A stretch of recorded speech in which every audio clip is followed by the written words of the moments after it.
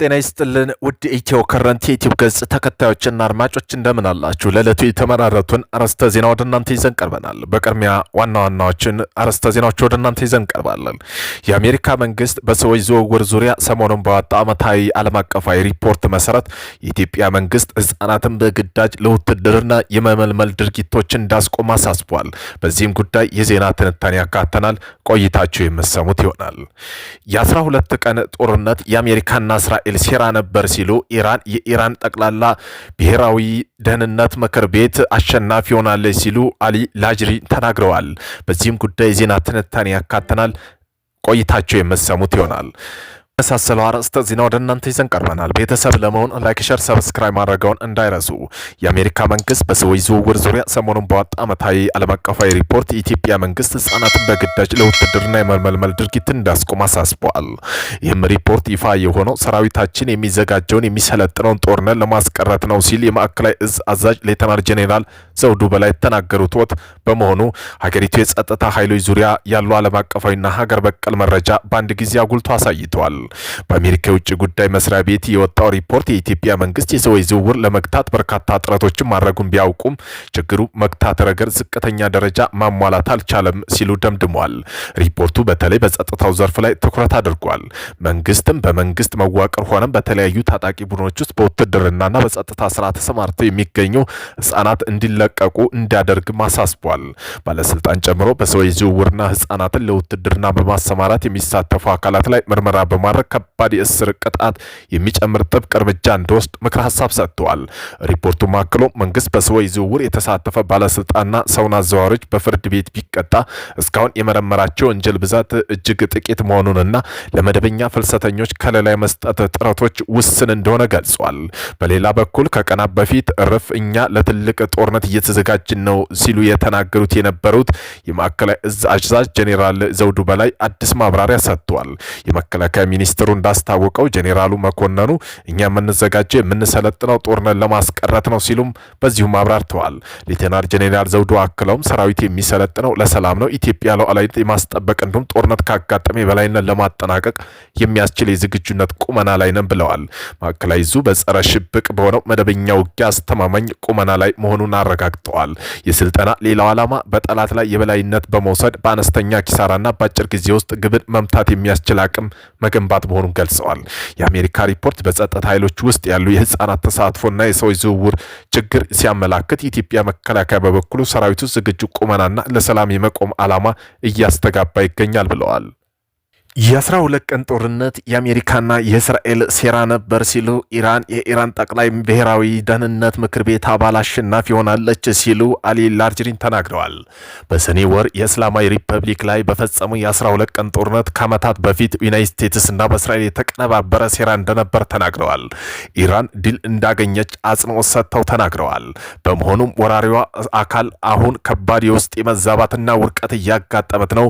ላጅሪን ይሄ የተናገሩት ረቡዕ ዕለት በፓኪስታን ዋና ከተማ እስላማባድ በሚገኘው የኢራን እስላማዊ ሪፐብሊክ ኤምባሲ በተካሄደው ስነ ስርዓት የፓኪስታን ከፍተኛ አስተሳሰብ ታንኮችና በክልልና በዓለም አቀፍ ሰላምና የደህንነት መስክ ባለሙያ ባደረጉት ስብሰባ ላይ ነው።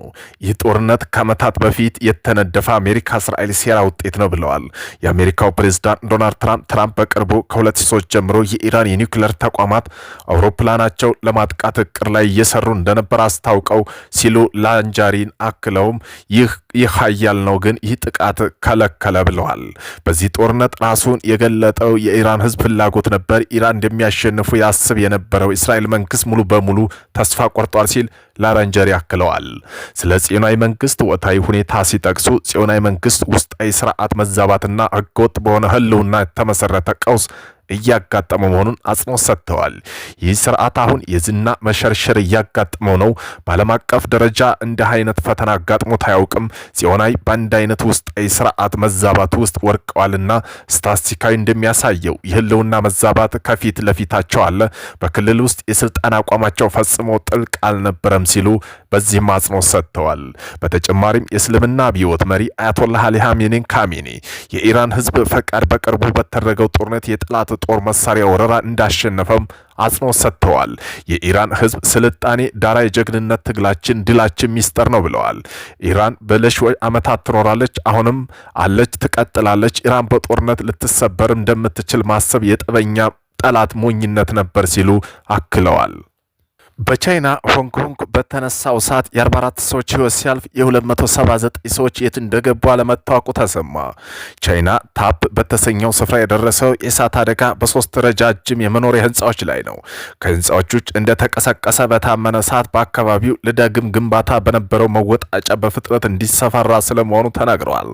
ይህ አደገኛ እሳት ወደ ሌሎች ህንፃዎች እንዳይዛመት በአፋጣኝ ለማስቆም ከ800 በላይ እሳት አደጋ ሰራተኞች አካባቢ ተሰማርተዋል። 18 ሰዓት ባስቆጠረው እሳት ከሟቾች መካከል አንድ ህፃን አረጋዊ ሲኖሩ በእሳት ማጥፋት መመቻቸት የተሳነው አንድ የእሳት አደጋ ሰዎች ህይወት ማለፉ ተገልጿል። 29 ሰዎች እንዲሁም በሞትና በህይወት መካከል ስለመሆናቸው ታውቋል። አደጋውን ተከትሎ የህንፃዎቹ 3 የግንባታ ኃላፊዎች በቁጥጥር ስር መዋላቸው ተሰምተዋል። በህንፃዎቹ አቅራቢያ የሸንበቆ መወጣጫ ጨምሮ ለአደጋ ተጋላጭ የሚያደርጉ ተቀጣጣይ ነገሮች እንዲኖሩ አደጋ እንዲባባስ አድርገዋል በሚል ከፍተኛ ቅጣት ይጠበቅባቸዋል ተብሏል። ከአደጋው ወቅት የጠፉ ሰዎች በማፈላለግ ሂደት የሟች ቁጥሩን ከፍ እንደሚለው ይጠበቃል። ትራምፕ የሶማሌ ስደተኞች ወደ መጡበት መመለስ አለባቸው አሉ። የአሜሪካው ፕሬዝዳንት ዶናልድ ትራምፕ የሶማሌ ስደተኞች በአሜሪካ እንደማይፈለጉ በመግለጽ በጋዜጠኞች ወደ መጡበት መመለስ አለባቸውና ሀገራቸው ጥሩ ያልሆነ በምክንያት ነው ብለዋል። ማክሰኞ ዕለት በካቢኔ ስብሰባ እውነቱን ለመናገር በሀገራቸው እንዲኖሩ አንፈልግም ብለዋል። ትራምፕ ወደ ሀገራቸው ቆሻሻ በመውሰድ ብንጥልም አሜሪካ በተሳሳተ መንገድ ትሄዳለች ብለዋል። የኢሚግሬሽን ባለስልጣን በሚኒሶታ ሰፊ የሶማሌ ማህበረሰብ ውስጥ ዘመቻ እያቀዱ ስለመሆናቸው እየተነገረ ባለበት ትራምፕ ይህን የሚያንኳሳ አስተያየት ሰጡ። የሚኒሶታ ግዛት ባለስልጣን እቅዱ ከምስራቅ አፍሪካዊቷ ሀገር የመጡ የሚመስሉ የአሜሪካ ዜጎች ያለ አግባብ ጠራርጎ ሊያስወጣ እንደሚችል በመግለጽ አውግዘዋል። በጋራ ትዊንስ ሲስት በሚባል ሚኒፖልና ሴንት ፖል የተባሉ ዓለም ላይ ካሉ ትላልቅ የሶማሌ ማህበረሰብ መገኛ መካከል ናቸው። ከተሞቹ በአሜሪካ ውስጥ ትልልቆች የሶማሌ ማህበረሰብ መገኛ ሲሆኑ ትራምፕ ማክሰኞ ዕለት ለሰዓታት በቴሌቪዥን ከተላለፈ የካቢኔ ስብሰባ በኋላ በሰጡ አስተያየት የሀገራችን እንዲኖር አንፈልግም፣ እውነቱን እንነግራቸዋለን። አንድ ሰው እንዴት ትክክለኛ አመለካከት አይደለም ሊል ይችላል? ግድ የለኝም፣ በሀገራችን እንዲኖር አልፈልግም ብለዋል። አገር ለመባል የማትበቃው ሶማሌ ምንም የላቸውም። እርሳቸው በእርሳቸው እየተገዳደሉ ይኖራሉ። ምንም መዋቀር የለም ብለዋል ትራምፕ። ከዚህ ኮንግረስ ለመመረጥ የመጀመሪያ ሶማሌ አሜሪካ ተወካይ የሆኑት ዲሞክራቲ ኢልሃም ኦማር በመተቸትም ዞረዋል። ሁልጊዜ እመለከታታለሁ ያሉት ትራምፕ ኢልሃም ኦማር ሁሉንም ሰው ትጠላለችና ብቁ ያልሆነች ሰው እንደሆነች አስባለሁ ብለዋል። ኢልሃም በማህበራዊ ሚዲያ ላይ በእኔ ላይ ያለው አባዜ አስፈሪ ነው ብለዋል። በጣም የሚያስፈልገው እርዳታ እንደሚያገኙ ተስፋ